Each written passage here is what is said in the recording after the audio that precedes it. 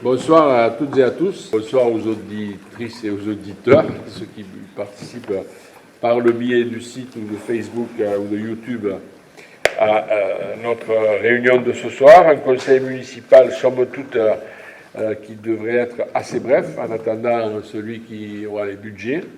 Tous les sujets sont importants, mais cela devrait être traité assez rapidement.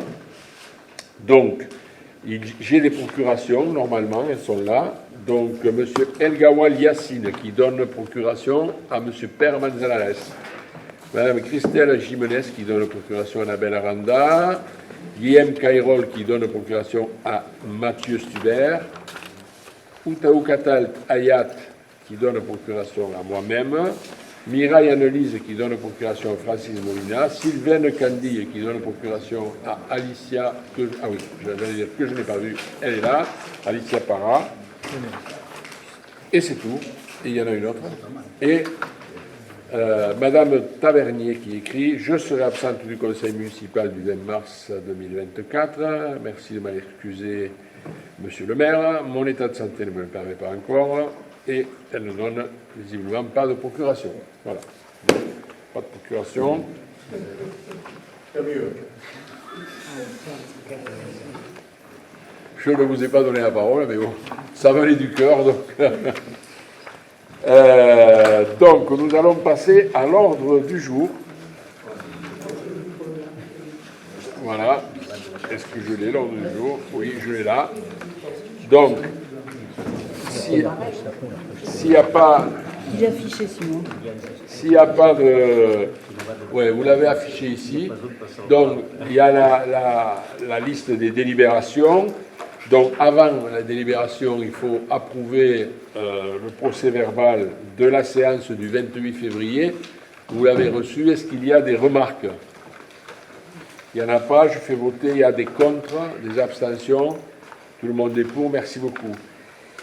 La première délibération, c'est pas une délibération, puisque ce sont les informations que je donne, que je prends, j'informe sur les décisions que je prends en fonction des délégations qui m'ont été, que vous m'avez accordées au début du mandat. Donc, normalement, je vous en fournis la liste, vous l'avez eue. Elle est publiée ensuite avec le compte rendu du conseil municipal afin que chaque libérien soit au courant, mais pour que les conseils municipaux ne soient pas fastidieux, je vous dispense de les lire. Cependant, s'il y a des remarques sur les décisions prises, vous savez que vous pouvez intervenir sans problème. Est-ce qu'il y en a? Non, il n'y en a pas. Donc, vous me donnez acte que je vous ai fait part, je vous ai informé des décisions que j'ai prises en fonction des délégations. La deuxième délibération, elle concerne un règlement budgétaire financier.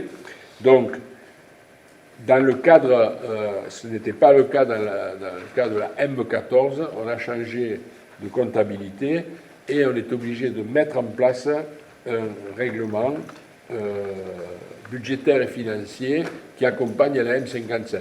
C'est un règlement budgétaire et financier propre à la commune, mais en fait, c'est des choses on s'appuie sur des textes, etc., etc. Et on est obligé de le voter aujourd'hui, parce que Jacques va vous faire part de la délibération. On est obligé de le voter aujourd'hui, parce qu'il faut le voter forcément dans une séance antérieure au budget, et pas la même. Monsieur Fajula. Merci. Alors, bien, marche pas. Ça marche. Allez. Bon, donc, l'adoption du règlement budgétaire et financier M57. Par délibération en date du 20 septembre 2023, le conseil municipal de la commune d'Elne a approuvé la mise en place du référentiel budgétaire et comptable M57 à compter du 1er janvier 2024. La mise en œuvre de ce référentiel M57 rend obligatoire l'adoption d'un règlement budgétaire et financier. Le présent règlement budgétaire et financier de la commune a pour objet de formaliser et de préciser les principales règles de gestion financière résultant notamment du Code général des collectivités territoriales, de la loi organique relative aux lois de finances du 1er août 2001 et du décret 2012-1246 du 7 novembre 2012 relatif à la gestion budgétaire et comptable publique et des instructions budgétaires et comptables applicables aux communes. En gros, En gros, ce qu'on faisait pour la M14, on nous le demande de l'uniformiser pour la M57, mais on faisait exactement pareil, de clarifier, de rationaliser l'organisation financière, la présentation des comptes de la collectivité, on le faisait, d'actualiser, de préciser les règles budgétaires et financières qui encadrent la gestion financière de la commune d'Aisne, ce qu'on faisait. Mais là, c'est dit comme ça, donc ça va être, c'est notre premier règlement budgétaire et financier. Et voilà, ce règlement budgétaire et financier est valable pour la durée de la mandature. Il pourra être révisé par le conseil municipal en fonction d'ultérieures modifications législatives et réglementaires ou pour des besoins d'adaptation des règles de gestion. Voilà. Comme je sais que vous l'avez lu attentivement, Oui. et que Jacques nous fait grâce de la lecture complète, est-ce que vous avez des remarques? Non? Donc c'est qu'il est bien rédigé. Y a-t-il des contre, des abstentions? Tout le monde est pour, merci beaucoup. Donc on lui laisse la parole à M. Fagiola. Alors, la commission locale d'évaluation des charges transférées à la CLEC, entretien de l'éclairage public. L'arrêté préfectoral en date du 28 mars 2023 prévoit que la compétence entretien de l'éclairage public, jusqu'alors exercée par la communauté de communes des Alberts, Côte-Vermeille-Libéris, au titre de ses autres compétences supplémentaires non subordonnées à la définition de l'intérêt communautaire, est rétrocédée à ces communes membres à compter du 1er juillet 2023. Conformément aux dispositions de l'article 1609 du Code général des impôts, la commission locale a été chargée de procéder à l'évaluation des charges transférées du 15 janvier 2024. La commission a appliqué la méthodologie de l'article 1609 pour réaliser une évaluation normée et au surplus a proposé une révision libre. Alors en gros, si vous voulez, jusqu'à maintenant, c'était la communauté de communes qui s'occupait de ça. Le préfet a dit non, vous n'avez pas toutes les compétences, donc c'est toutes les communes qui reprennent l'éclairage public. Par contre, sur les communes qui ont repris l'éclairage public, sur les 15 communes, il y en a 14 qui ont dit on va continuer avec le service que nous propose la communauté de communes, et c'est de rester avec eux. Et nous on a dit que non, nous on part avec la CLEC. Et pourquoi Le CIDEL, pardon. On part avec le CIDEL. Pourquoi? Parce qu'on s'aperçoit que jusqu'à maintenant, on nous rétrocédait 51 857 €, hein, mais que par contre, nous, on en donnait 132 000.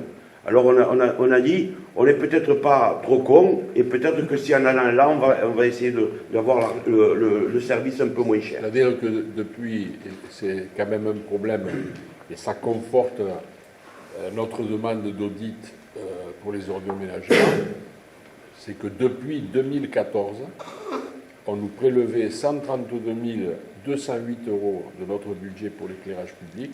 La commune qui paye le plus de la Comcom, c'est nous, plus qu'Argelès. Et en fait, puisque la collecte a eu lieu, ils ont été obligés d'évaluer le service, et le service, il est de 51 857. C'est-à-dire que depuis 2014, on paie à peu près 80 000 €. Ça fait 10 ans qu'on paie. Multiplié par 10, ça fait 800 000. Ça fait 800 000 € qu'on paie d'indus. Voilà. Donc, les choses rentrent dans l'ordre, et en plus pour un service qui n'était même pas complet, puisque les investissements étaient à notre charge, et l'achat du matériel était à notre charge. Donc, en fait, il ne faisait que la prestation de service entretien. Voilà, c'est d'ailleurs pour ça que la préfecture a considéré que ce n'était pas une compétence et qu'il fallait la dissoudre. Et nous préférons aller sur le syndicat CIDEL, qui est un prestataire qui nous paraît plus sérieux, plus efficace. Voilà. Voilà. On va laisser délibérer toutes les communes afin qu'elles prennent la décision et que ça soit. Et ensuite, on quittera Bozan. Allez, y a-t-il des...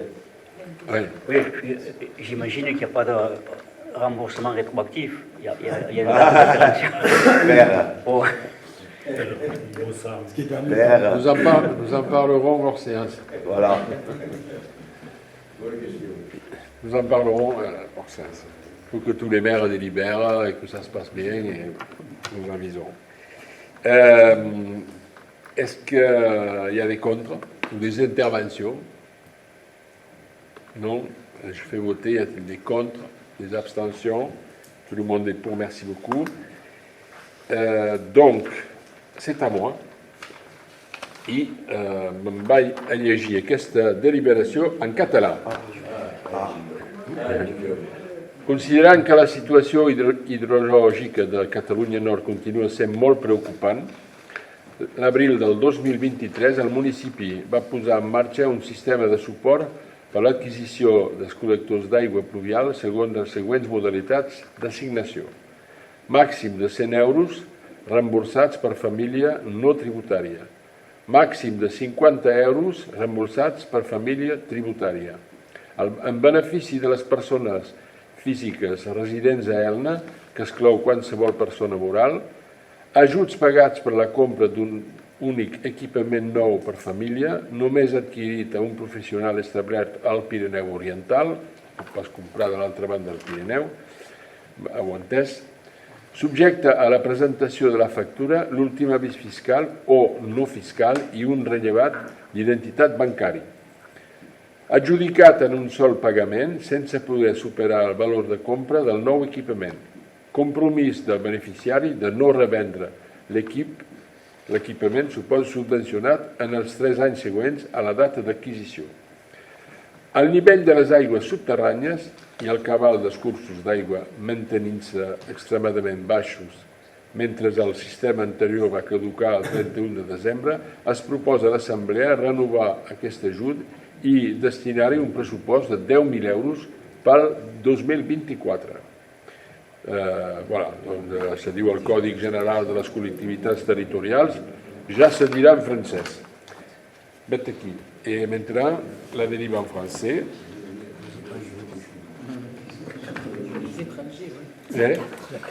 Què dius? No, dic els forasters. Els forasters? Què he dit, els estrangers? No, els forasters, en francès.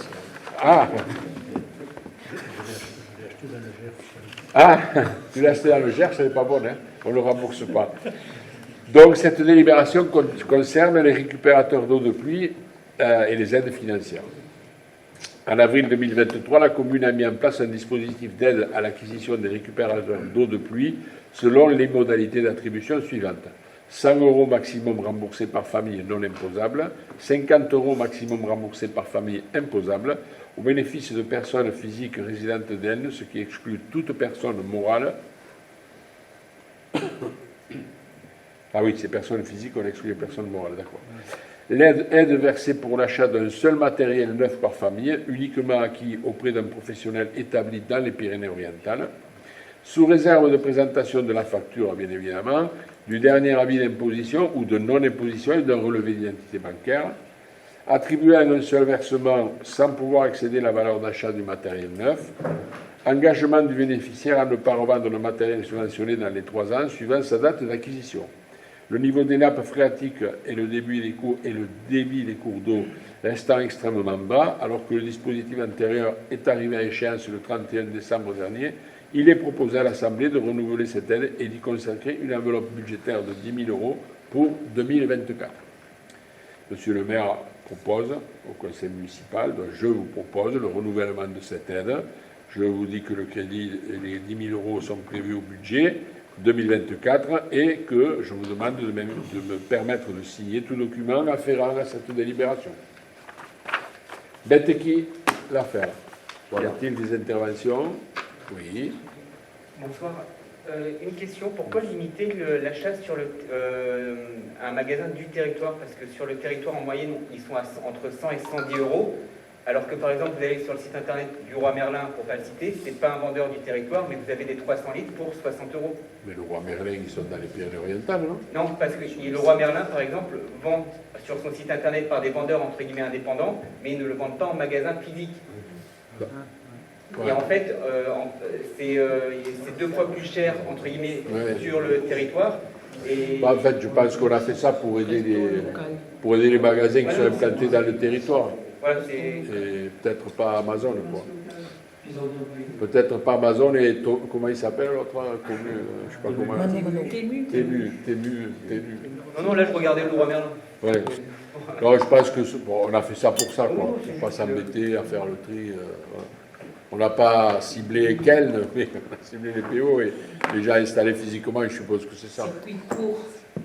Ouais, circuit court, ouais. Oui, voilà, le plus court possible, en tout cas. À part que l'an dernier, quand on a fait ça, il n'avait Parce pas que, même en fait, la question, elle était pas surtout là-dessus, elle était que, étant donné que ça coûte 2 fois moins cher, par exemple, pour le prendre sur le site internet du Roi Merlin, ça permettait d'en financer 2 fois plus. Elle était là surtout la question. Ouais, peut-être, ouais. Mais bon. Et comme c'est surtout des 300 litres, en finançant 2 fois plus, on en finance 200, ce qui fait 300, 3 000, 30 000, 60 000 litres. Ça fait la moitié, là, parce que 120 balles pour les 300 litres. 120 balles, voilà, ça fait la moitié, c'est 50 €. Non, t'en financé 2 fois plus. Ouais. Voilà, c'était 800. Une société Je pense qu'on n'aura pas besoin, malheureusement, de financer 2 fois plus. Malheureusement, parce que je crois que les 10 000 €, je ne sais pas à combien on est arrivé en 2023, mais on n'a pas épuisé le budget. On n'a pas épuisé le budget. Honnêtement, on n'a pas épuisé. On souhaite l'épuiser, je le dis aux auditeurs, mais à coût de 100 €, on n'a pas épuisé le budget à 10 000, malheureusement. Et ça permettrait aussi de motiver les gens parce que 20 € pour quelqu'un qui n'a pas les moyens, quand vous remboursez 100 €, 20 € peut être une somme à sortir. Donc les gens vont peut-être faire un choix. Alors que si ça leur coûte 60 € et qu'ils n'ont rien à rembourser parce que ça rentre dans l'enveloppe des 100 €, et ça peut permettre de motiver aussi plus les gens à acheter parce qu'ils n'ont rien à sortir de leur poche aussi à ce moment-là. Je ne sais pas ce que vous en pensez. Moi, je pense qu'il faut vraiment jouer l'économie locale. Il faut favoriser le commerce, les collectivités. On ne peut pas renforcer en plus le pouvoir d'Internet, des ventes par correspondance. Voilà, je crois que c'est le choix politique. Après, des fois, c'est moins cher, mais qualitativement, ça ne tient pas la route. Donc, des fois, c'est peut-être plus cher parce que le plastique il est plus résistant. Comme ça, des fois, ils ont des produits d'appel et c'est pas de super bonne Mais qualité. il y a un truc que je pige pas, parce que si on ouvrait la porte, on peut pas. C'est pas ça que je pige pas. Si on ouvrait la porte, on peut pas fermer la porte, par exemple, à Amazon. Il est laissé ouverte. On peut pas dire pas de Temu, pas d'Amazon et le Roi Merlin, oui, tu vois. Déjà ça poserait un problème, mais je comprends pas. Alors ça, tu peux pas j'imagine que tu peux pas me répondre. Mais je ne comprends pas pourquoi le Roi Merlin en vente directe, alors qu'ils ont le Roi Merlin à Perpignan, c'est moitié prix. Parce qu'en fait, le Roi Merlin a son propre magasin et le Roi Merlin fonctionne comme une plateforme comme c'est district en fait. Ah, voilà, fait comme Amazon. Et bien, s'il fait comme Amazon, il restera plus. T'as un récupérateur 300 litres à 40 €. 40 €. Chez qui? Même les gens ils gagnent de l'argent. Traduit, expédié par Non, alors, fournisseur. il faut faire attention sur le Roi Merlin parce que C'est c'est expédié par le fournisseur. le fournisseur, mais c'est garanti. C'est pas le Roi Merlin lui-même, il y a 43,90 €, c'est pas le Roi Merlin. 39,90. Ah, j'ai la 43,90, tu vois. Ah, tiens, bon, on n'est pas là pour... Bon, allez, on passe au vote. Y a-t-il des contre? Ah, t'es contre, toi? Ah, Monsieur le maire, mesdames, messieurs, juste une question subsidiaire concernant le Louvain. Alors, je m'intéresse bien sûr à la politique nationale et j'ai regardé les questions au gouvernement au Sénat. Et je sais que M. Béchu vient demain. oui. Bon, je pense que vous le rencontrerez. Et dans son intervention au Sénat, il a dit effectivement qu'il y avait un canal qui partait du Rhône et qui arrivait dans l'Aude, et qui s'est arrêté dans l'Aude. Non, c'est une question, monsieur le maire. Et voilà, est-ce vrai? Voilà, tout simplement.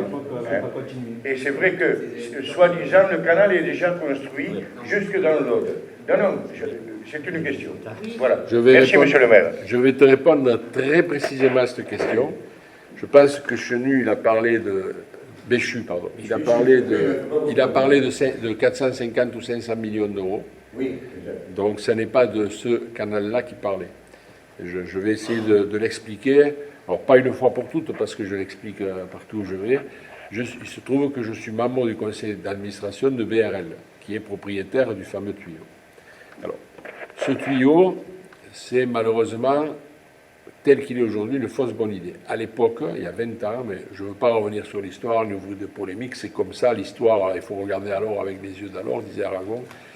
Il y a 20 ans, quand Via Domitia, ça s'appelle Via Domitia, Aqua Domitia, pardon, quand Aqua Domitia a été faite, c'est un tuyau qui a été mis en place par la région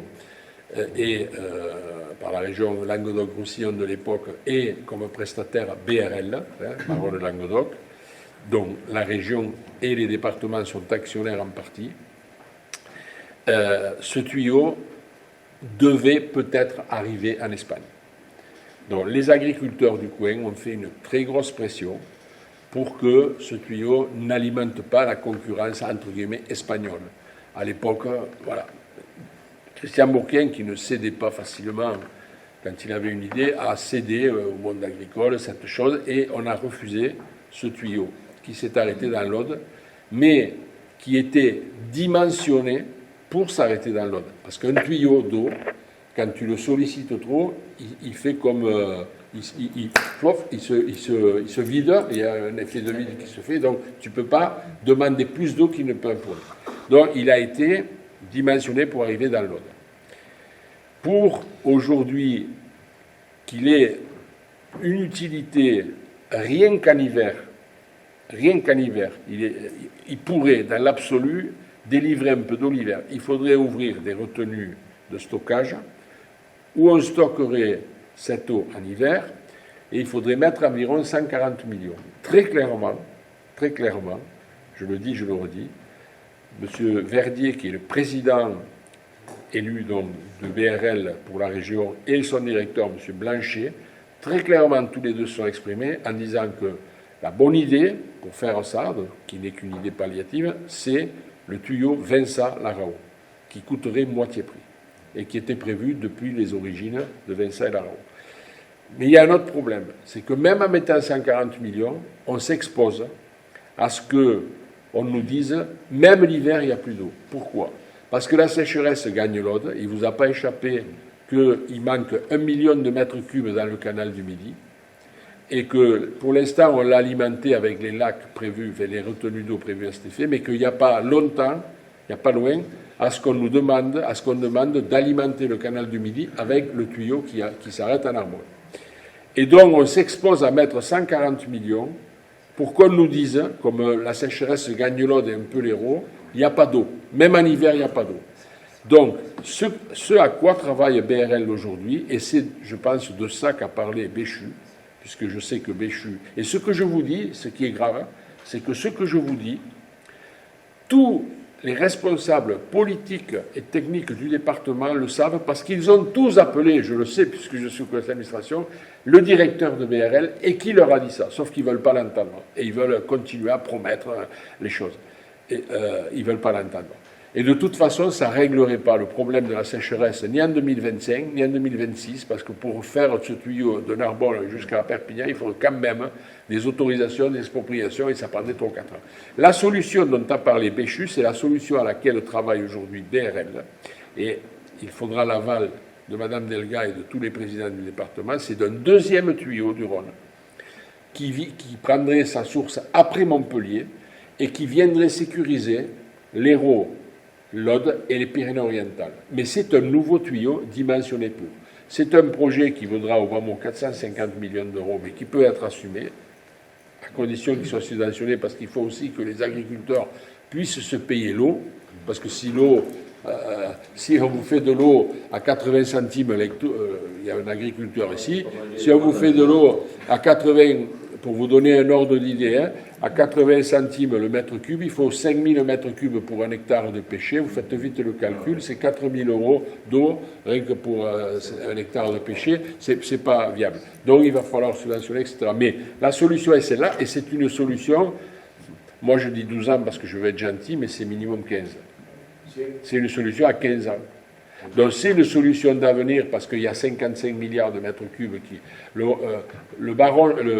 Le tuyau du Rhône aujourd'hui prend 3% de l'étiage du Rhône. Donc même s'il baisse, le Rhône, même s'il baisse, on pense que ça va tenir. Encore que le pire n'est jamais sûr, comme dit l'autre. Donc voilà la réalité de ce tuyau. Et je pense que Béchu, je ne l'ai pas entendu, mais on m'a parlé du chiffre. Et comme je sais que Béchu a consulté BRL, je sais qu'il a parlé de ça parce que je sais que Blanchet, le directeur, lui a parlé de ces deux chiffres. 140 millions. Et je regrette, alors je suis invité, pour te répondre, à la table ronde demain matin à 9h45, sauf que à 10h30, j'enterre mon beau-père. Et donc je ne peux pas, malheureusement, alors que j'attends cette rencontre depuis des mois et des mois avec le ministre, je ne pourrai pas être à la table ronde avec le ministre. Voilà. Donc...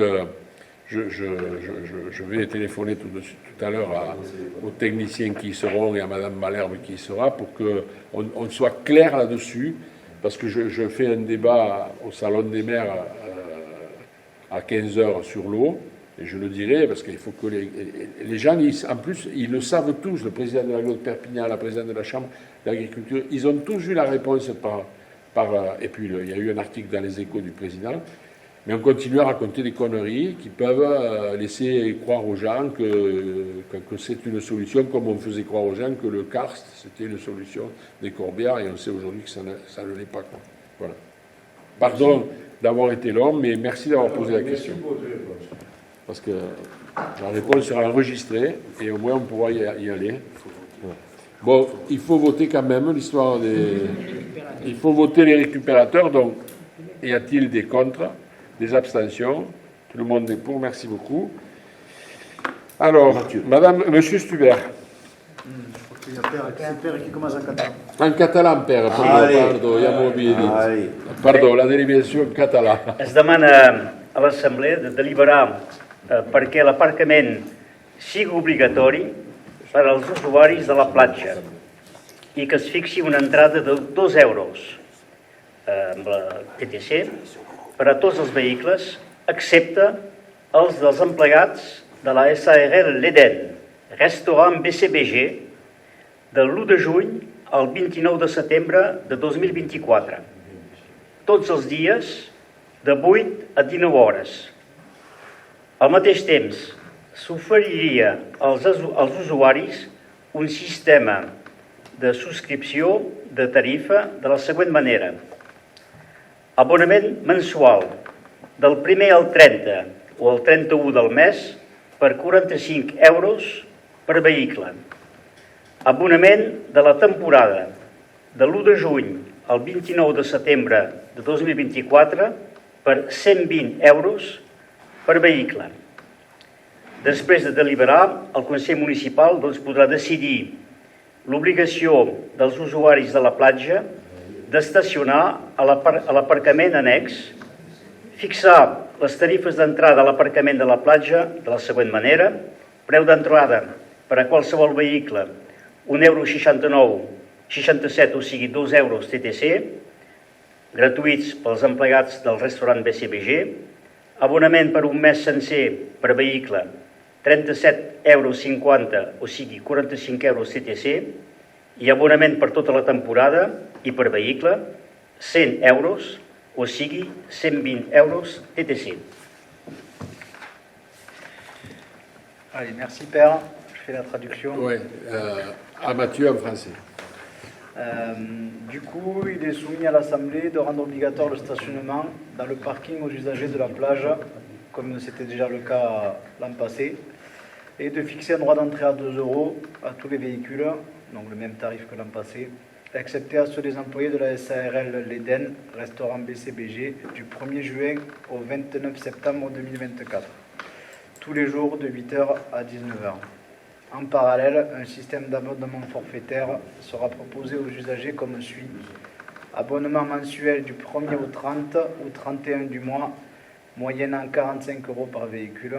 Abonnement pour la saison, soit du 1er juin au 29 septembre 2024, moyennant 120 € par véhicule. Monsieur le maire propose que le conseil décide donc de l'obligation faite aux usagers de la plage de stationner dans le parking attenant et fixe les tarifs de droit d'entrée au parking de la plage que je viens de vous annoncer. Voilà, donc le conseil municipal est amené à voter dans ce sens. Merci. Donc, y a-t-il des remarques, observations? Oui, madame. Oui, bonsoir. Juste une question. Qu'en est-il du tarif pour les personnes en situation de handicap? Alors, je crois que c'est gratuit pour les personnes en situation de handicap, comme tous les parkings publics. Non? Merci. Ah, oh, non, je dis une bêtise. On est sur un parking privé. Ah, donc comme on est sur un parking privé, c'est payant. Voilà, pour tout le monde. Voilà. Donc j'avais dit une bêtise, effectivement. Voilà. Bon, après, on peut en décider autrement, mais on est sur une délibération, donc on peut décider de faire une gratuité pour les personnes à mobilité réduite. Je laisse ça au débat. Hein. Ouais, bah après, je pense que ça serait une bonne chose, au moins pour les personnes en situation de handicap. On peut préciser que les personnes qui présentent la carte à l'entrée, on peut leur faire la gratuité. Si vous êtes d'accord? Bon, mais on le rajoute à la délibération, mais on fait voter la délibération comme ça. Donc les personnes en capacité de présenter la carte officielle d'handicap, voilà. Bon, allez. En intégrant cette remarque, est-ce qu'il y a des contre, des abstentions? Tous les autres sont pour. Merci beaucoup. Merci beaucoup. Alors, j'ai pas le bilan précis là dans la tête, mais on a fait plus de 40 000 euros. On a fait plus de 40 000 euros. Notre objectif, c'était de faire 35. Et il va y avoir une modification cette année. Je ne sais pas si je n'ai pas écouté la délibération. Ça va être tous les jours. Donc, on va le faire tous les jours. L'année dernière, on le faisait le lundi pour des raisons simplement de personnel, et que c'était une expérimentation, mais on s'aperçoit que ça vaut le coup de mettre un troisième personnel et de le faire. Quand tu parles de 40 000 euros, c'est le chiffre d'affaires en gros. Les charges en face, c'est combien? Ah ben, c'est moins. Pour faire, on avait estimé que pour faire un financement des frais qu'on avait, donc charges déduites, il fallait qu'on atteigne les 35 000 euros. Donc, si on a dépassé les 40 000, à mon avis, les charges, ça doit être de la moitié. On est à 25 000. 25 000, voilà. 25 000. Et on a de nouveaux frais chaque année liés à la nature même de la plage. Et on les assume, donc je crois que c'est bien que tout le monde y participe d'une certaine manière. Sachant que ça reste gratuit pour les illibérés, non? Vous ne viennez pas chercher de carte? Non, on n'avait pas le droit. On n'avait pas le droit. Oui. Ça n'est pas gratuit pour les illibérés qui viennent se renseigner en mairie. Voilà. J'ai coupé le micro. Qui viennent se renseigner en mairie. Il faut voter. Bon, on fait voter. Y a-t-il des... Oui, non, c'est voté. Tu me fais dire des bêtises, toi. Alors, je vais prendre la délibération de Christelle Jimenez. Vous me pardonnerez, mais je ne l'ai pas lu à l'amont. Donc, c'est la délibération numéro 6.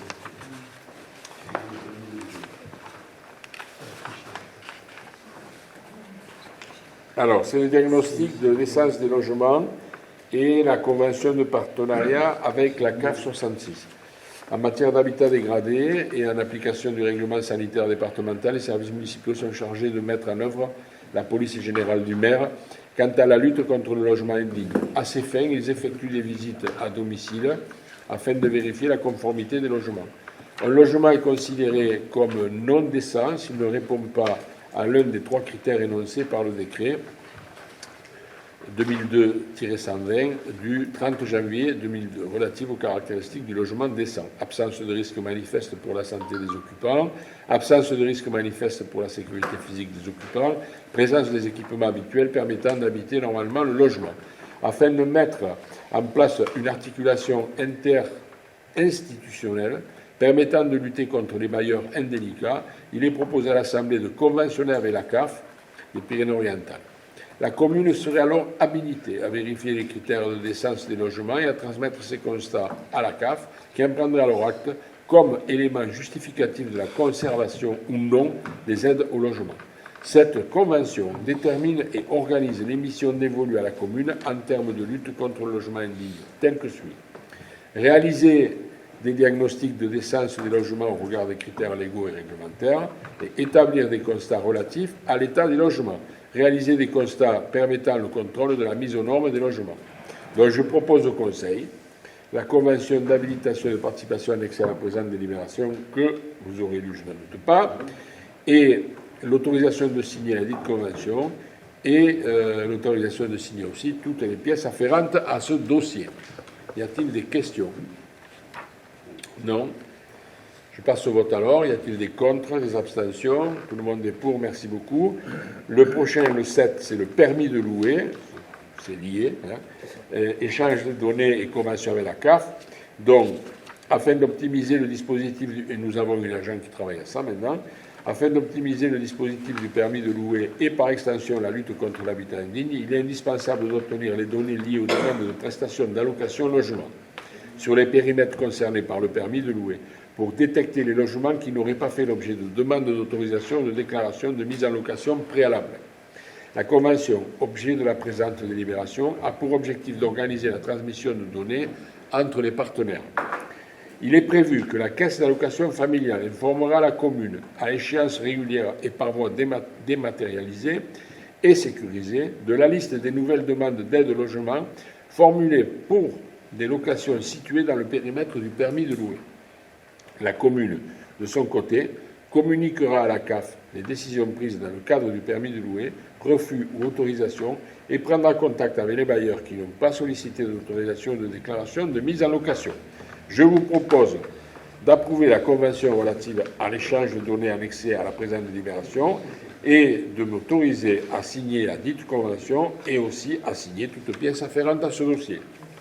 Y a-t-il des questions, des interventions, des observations? Non. Donc je considère que tout le monde est pour. Il n'y a pas de contre, pas d'abstention.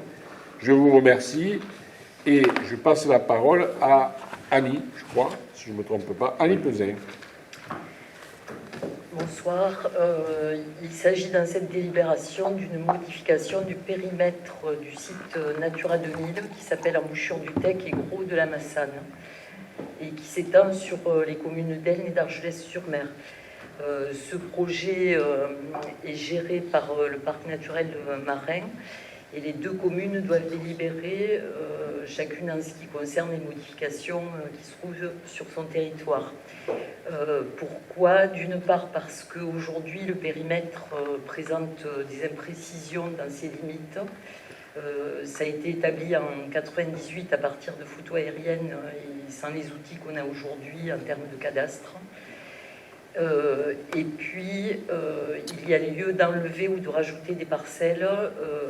Sur Argelès, on en enlève, on en rajoute. Sur la commune d'Aisne, on rajoute des petits morceaux. Donc, en annexe 7, vous avez une photo aérienne. Voilà. Et vous voyez que sur Aisne, il y a deux petites zones qui sont proposées à l'intégration. C'est d'une part un tout petit morceau qui se trouve au droit du Calagogo, au nord de notre plage, et où on trouve du tamaris en particulier qui est énormément piétiné. Et donc l'inclure dans la zone protégée permettra de le fermer avec des ganivelles. Je vous en parlerai tout à l'heure. Et la deuxième partie, en fait, elle se trouve plutôt vers l'intérieur des terres, au niveau du grand parking. Hein. Quand on arrive sur les parkings qui sont à gauche, c'est les parcelles à droite, avec notamment une zone humide et une parcelle que la commune a achetée l'année dernière. Donc voilà, je ne sais pas si vous avez des questions. C'est à la fois une formalité administrative pour se remettre dans les clous et pour ce qui est d'Argelès, en fait, les parcelles qui sont enlevées, c'est des zones très cultivées et qui n'ont pas lieu d'être dans le périmètre protégé. Merci Annie. Y a-t-il des questions à lui poser? Non. Bon, ben, on passe au vote alors. Des contre, abstention. Tout le monde est pour, merci beaucoup. Et, Monsieur le maire, je voulais en profiter pour parler de la pose des ganivelles qui est en cours sur une partie de la réserve et qui fait un peu de bruit. Mais il y a aussi des gens qui sont très heureux de voir certains milieux certainement protégés plus. Et préservés. Vraiment. Certainement plus que de malheureux. Et en tout cas, au niveau du parking, je ne sais pas si vous avez été voir quand on arrive, ça présente mieux, comme on dit. Voilà. Bien. Bon, mais voilà, merci pour ces précisions. Le vote étant fait, je donne la parole à Roland Castagnier. Bonsoir. Donc voilà, il s'agit du lotissement Les Portes des Ibéris. Il s'agit d'engager une signature en protocole transactionnel avec la société GPM du Roussillon. Donc depuis le 19 mai 2021, le conseil municipal avait autorisé donc, la cession du lotissement à une société GPM qui était spécialiste dans la réalisation et la commercialisation d'opérations et d'aménagements fonciers. Donc un nouveau protocole suite à des changements concernant la réglementation sur la protection des inondations. Donc un nouveau protocole est obligatoire et il est soumis à l'approbation de l'Assemblée. Il a été rédigé donc pour que la société GPM puisse acquérir l'unité foncière pour constituer 24 lots au total, dont un lot de collectif, 20 lots de logements individuels et 3 lots de parking. Donc la négociation se porte sur une valeur totale de 1 020 000 euros TTC, dont 170 000 euros de TVA. Alors l'engagement serait de recevoir un premier versement de 170 000 euros qui serait effectué à la signature de l'acte. Puis nous encaisserions un paiement de 42 500 euros par parcelle vendue au fur et à mesure des ventes. Voilà, donc il s'agit d'autoriser la commune. La commune autoriserait évidemment la société d'entrer sur le terrain, autoriserait la société GPM ou toute personne mandatée par cette dernière de déposer des permis de construire sur des lots destinés à être vendus. Bon, il y a quand même une clause résolutoire. Si des événements ultérieurs à l'acte authentique faisaient apparaître un risque sanitaire nonobstant des études diligentées antérieurement à l'acte, ou un revirement des services de l'État, évidemment, ces cas entraîneraient de plein droit la résolution de la vente. Voilà. En tous les cas, Monsieur le maire, propose à Monsieur le maire propose de retirer le protocole du 9 août 2021 du 18 février 2022, puisqu'on a eu de nombreuses modifications, et du 26 juin 2023, et autorise le maire à signer ce nouveau protocole, désigne maître Jérôme Dezerbi, notaire, pour s'engager dans cette acquisition, et autorise le maire à signer les actes. Voilà. Ok. Y a-t-il des questions? Non? Non? Allez, j'espère qu'on va trouver une issue à ce problème, parce que ça nous embête sur les finances et ça nous permettrait de débloquer quand même une zone inachevée là, qui ne ressemble à rien et qui n'est ni faite ni à faire. Donc on voit le bout du tunnel, touchons du bois et on verra. Y a-t-il des contre? Abstention? Tout le monde est pour, merci beaucoup. Cathy Nogues. Non. Ah, Roland Castagnier encore. Merde, je t'ai zappé. Alors là, il s'agit d'une division parcellaire. Alors, c'est une parcelle qui appartient à la commune, qui est située donc dans le boulevard d'Archimède, le long de la déviation de la RD 914. et qui est inscrite elle est classée UE dans le plan local d'urbanisme. Donc une personne s'est rapprochée des services communaux pour faire connaître sa volonté d'acquisition de cette parcelle pour réaliser un projet de garage et de box. Alors il s'agit de 10 box et 13 garages. Pour réaliser cette vente, donc, il sera préalablement requis de diviser la parcelle en deux lots, dont un d'une surface constructible au-delà du recul obligatoire de 50 mètres de l'axe de la RD 914. Et ce projet de division donc, fait état de la création de deux lots, dont un de 988 mètres carrés, qui sera donc acquis par la personne qui souhaite l'acquérir. Voilà, donc... Monsieur le maire, on propose que le Conseil adopte le principe de cette division. Des questions? Ça, je pense que ça ne nous évitera pas un conflit, ça fait partie des conflits que nous avons avec la communauté de communes. Ça ne nous évitera pas un conflit avec la communauté de communes qui considère que tous les terrains de la zone sont à elle. Mais bon, déjà il faut donner l'autorisation au conseil municipal et après on verra. Voilà. Ça aussi, ça fait partie des griefs qu'on a et qu'on n'a pas mis sur la liste. Y a-t-il des questions, des contre? Abstention, tout le monde est pour, merci beaucoup. Cathy Noël. Enfin. Bonsoir tout le monde. Donc il s'agit juste d'un avenant numéro 2 sur une convention qui était passée avec l'UNRPA sur la mise à disposition de locaux. Dans le 19 janvier 2023, une convention annuelle de mise à disposition des locaux et de moyens humains avait été signée entre la commune et l'association UNRPA.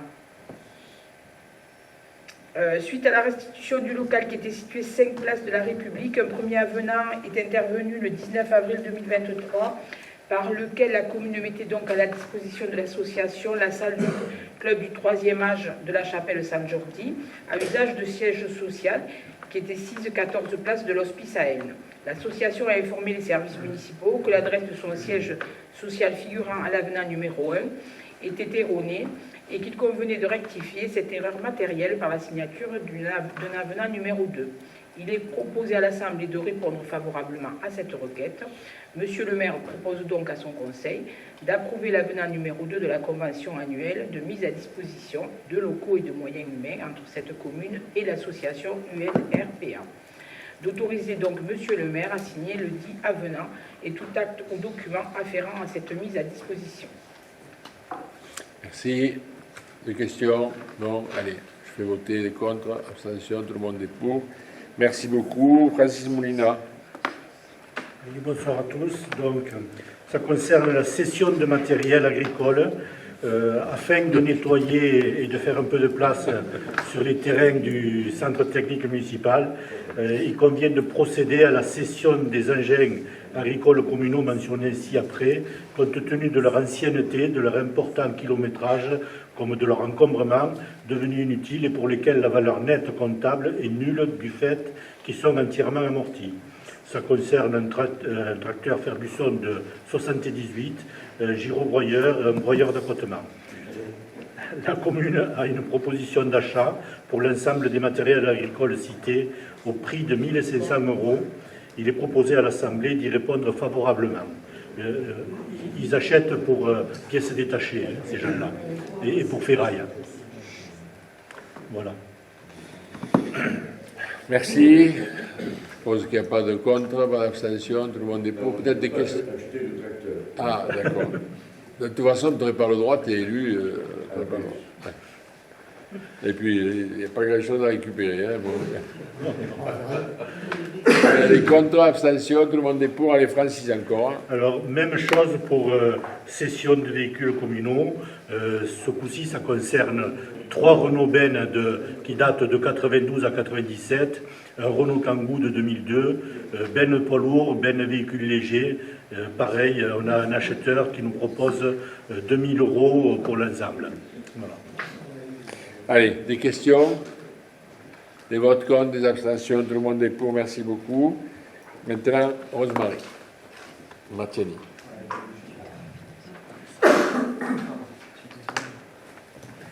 Bien, bonsoir. délibération numéro 14, je crois que c'est la dernière, concerne le prêt et les emprunts d'œuvres et d'objets d'art. Alors, dans le cadre d'expositions et par le biais de ces sites patrimoniaux, la maternité suisse, le cloître et le musée Terrus, la ville d'Elne est amenée à prêter ou emprunter des œuvres ou des objets à d'autres musées ou structures culturelles en France comme à l'étranger. Ces prêts sont une pratique courante dans le milieu des structures culturelles. Et donc, afin de faciliter la possibilité d'emprunt de la commune auprès d'une autre institution, française ou non, il est proposé au conseil municipal d'autoriser monsieur le maire ou l'adjoint délégué à signer les feuilles de prêt normalisées des prêteurs. En parallèle, et dans un esprit de simplification des formalités, il convient de fixer par convention type les modalités de prêt d'œuvres appartenant à la ville aux institutions extérieures. Il est ainsi proposé à l'Assemblée d'autoriser la signature des engagements de prêt et d'emprunt à venir et d'adopter à cet effet le projet de convention type qui est présenté en annexe 11. Donc, monsieur le maire propose que le Conseil approuve le projet, autorise monsieur le maire à signer des engagements de prêt et d'emprunt d'œuvres et objets d'art et autorise monsieur le maire à signer toutes pièces afférentes à ce dossier. J'espère qu'on ne repassera pas sur TF1 pour le sujet. Voilà, bon, il y a des questions à poser à Rosemary. Contre, abstention, tout le monde est pour, merci beaucoup. Est-ce que vous avez des questions diverses? J'en ai sur la table là. Alors, monsieur Poisson me demande, question posée par les Illibériens. Il donne le nombre, je ne le donne pas. À quoi va servir le sens interdit au début de l'avenue Paul Retsch sur 250 mètres? Il s'inscrit, ça ne vous aura pas échappé un conseiller municipal assidu que vous êtes, à un plan, il contribue, il participe d'un plan de mobilité, des plans de mobilité apaisée qui a été soumis, enfin, pas soumis, porté par des Illibériens au cours de marches exploratoires, où on a demandé aux gens des quartiers de nous dire comment ils voyaient la circulation, la place de l'automobile, la place du piéton, la place du cyclo. Ensuite, ça a fait l'objet d'une réunion publique, d'une annonce, enfin, d'une possibilité d'intervenir sur notre plateforme, et ensuite une communication sur le bulletin municipal. Alors, pourquoi cette chose? Parce que si on veut donner une place au cyclo, il faut, quand on n'a pas la possibilité de faire mieux, il faut prendre une place d'un sens de circulation de la voiture. Sinon, on ne peut pas. Donc, si on veut donner une place aux vélos qui partent du carrefour et qui rejoignent le stade, il faut qu'on marque donc la piste cyclable et qu'on la protège avec des bornes. Voilà pourquoi on a fait, entre autres, le sens unique. Voilà, donc pour donner la place. Et partout où on pourra le faire, on le fera comme ça. Et là où on ne pourra pas le faire, comme c'est le cas à Avenue de Gaulle, il y aura une voie partagée, c'est-à-dire une voie où le cyclo aura la priorité quand il l'empruntera. Et ça a été annoncé, fait avec des gens, alors bien sûr pas avec tous les Illibériens, mais ceux qui ont voulu participer aux marches exploratoires. Voilà pourquoi, alors, les gens ont du mal à s'habituer, effectivement. Les gens ont du mal à s'habituer parce que quand tu descends de la route nationale, c'est tellement facile d'aller en face, d'aller tout droit. Et d'ailleurs, les premiers jours et les premières heures, je pense que tout le monde a été tout droit, il n'a pas respecté le sens interdit. On n'a pas fini, les travaux ne sont pas finis, les panneaux de sens interdit ne sont pas adaptés, ils sont trop petits. Ils sont trop petits, donc voilà. Non, mais on a prévu. T'inquiète, tu les verras. On a prévu de les mettre, il faudra un mètre par un mètre par un mètre. Voilà, donc après c'est la route qu'on ne verra pas. Mais c'est pas grave, non, ils seront plus gros, mais c'est-à-dire que les travaux ont été faits par une entreprise plus vite que ce que nous, on était prêts à faire. Donc là, on va modifier. En plus, ils se sont trompés parce qu'il y a un stop sur l'avenue Général de Gaulle et il était commandé mais ils se sont trompés, donc ils ont remis le stop où il était. L'entreprise s'est engagée la semaine prochaine à venir sabler le blanc et à inverser le stop, parce que jusqu'à présent, et je sais que c'est aussi une des questions que tu ne poses pas mais qui t'a été posée, parce qu'elle m'est posée à moi aussi, honnêtement, on n'a pas trouvé mieux aujourd'hui que les stops pour ralentir la vitesse. Très franchement, tu peux faire des chicanes, tu peux faire un stop, ça t'arrête. Alors effectivement, tu as une personne sur 10, sur 20, sur 25 qui le grille, tu as aussi des mecs qui braquent des banques, mais ce n'est pas la loi du genre. Hein. S'ils se font choper, ils se font choper. Mais chaque fois qu'on a mis un stop, on a coupé la vitesse. Et là, tu es obligé de t'arrêter. Si tu respectes le code de la route, tu es obligé de t'arrêter. Boulevard du 8 mai, il y en a un qui aurait pu être une priorité à droite, parce que c'était une priorité à droite, mais qui n'était jamais respecté, ni par ceux qui avaient la priorité, ni par ceux qui devaient laisser la priorité. Parce qu'une priorité à droite d'une petite voie sur une grande voie, c'est généralement pas respecté, ni par celui qui l'a, ni par celui qui doit la céder. Donc, en mettant le stop au niveau de la rue du Mas-la-Trobe, eh bien, on oblige les voitures à s'arrêter, et finalement, les gens du boulevard du Mai, ils reconnaissent en général que la vitesse, elle s'est drôlement arrêtée. Voilà. Honnêtement, s'il y avait un stop à la place du petit giratoire merdique, pardon de l'expression, qu'il y a en bas de la rue Côte-Balaguer, ce serait beaucoup moins dangereux. Parce que je vous assure que quand vous êtes de la rue Froid-Chaud, même si vous avez la priorité, vous regardez à droite tout ce qui arrive. Hein. Voilà. Donc, si un jour il y a un stop au niveau de la rue du groupe, peut-être que ça ralentira. Voilà. Donc, voilà pourquoi on a mis ce stop, ce sens interdit. Parce que dans quelques jours, il va y avoir des bornes, un mobilier urbain qui va protéger. Et je pense que les gens, entre la taille du sens interdit et ce mobilier urbain, ils comprendront qu'il ne faut pas aller en face. Quoi, voilà. Alors... Juste une autre question, monsieur le maire, mesdames, messieurs, c'est le stop qu'il y a en face France-Feuillard. Oui. Il y a un rond-point à peu près à Intermarché, donc il y a 150 mètres. Oui. Ensuite, il y a un stop et il y a un rond-point de nouveau. Oui. Donc, ça, c'est vrai. En fait, c'était pour provoquer la zone 30 et ça marche. Et ça marche. Les riverains qui avaient demandé une solution depuis des années, ils sont contents. Alors les usagers le sont moins parce que chaque fois que tu contrains, forcément quand tu empêches les gens de faire ce qu'ils veulent, c'est punitif, toujours.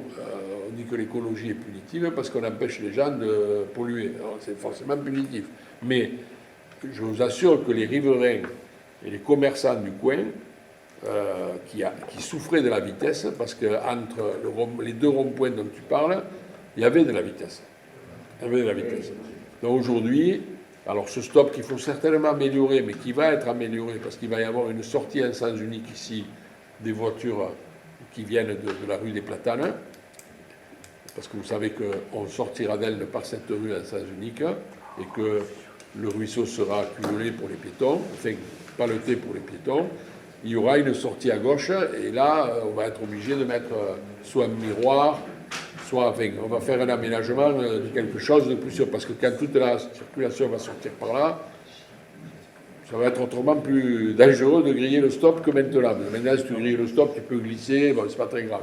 Mais quand la sortie d'elle ne se fera par là, ça fera mal. Donc il va falloir que le rond-point soit bien fait. Et c'est pas dans pas longtemps en plus. Ça devrait être dans pas longtemps. En fin d'année, normalement, cette rue sera refaite. Parce que, bon, je pense que d'abord, elle est pourrie, et puis ça devient une voie importante, donc il faut qu'on la mette en sens unique. En fait, vous l'avez vu dans le plan des mobilités, quand tu viendras d'Alenia, tu pourras rentrer à Elne en sens unique, par les Platanes là-bas, et tu sortiras d'Elne par la rue des Platanes, et par cette rue qui tombe en face, le mec des pneus, là. Voilà. Merci pour votre réponse. Et ensuite, donc, ça c'est Jacques qui va te répondre. La question c'est, nous entendons, et il se prépare là, on dirait qu'il va bondir, nous entendons dans elle que le foncier aura augmenté de 33%. Devons-nous le croire? C'est la question de M. Poisson. Il ne faut pas le croire. Voilà, c'est bon. Bon, on arrête là. Il ne faut pas, c'est absolument faux. J'ai pas 2021, 2022 et 2023, les impôts fonciers augmentés par la commune, et je me cache derrière personne, je dis la commune a augmenté de 11,3%. Il y a certaines mauvaises langues qui disent que, mais c'est la valeur locative, ça c'est l'État qui l'augmente. Cette année, pour 2024, pas d'augmentation d'impôt de la taxe par rapport à la commune. La commune n'augmentera pas. Par contre, la taxe locative, elle va être augmentée de 3,9%. Voilà. Ça, c'est du vrai et du concret. Voilà, merci. Est-ce qu'il y a d'autres questions diverses ou, comme parfois il est habituel, des annonces de manifestations ou autres dans la commune? Non? Bon, alors, on peut aller à la maison. C'est pas la peine d'insister. Non? Personne? Allez. Bonne soirée et bientôt le vote du budget au mois d'avril. Le mois prochain. Le mois prochain, vote du budget. Avant le 15? Quand c'est qu'on vote? Le 4 avril. Le 3 avril. Le 3 avril.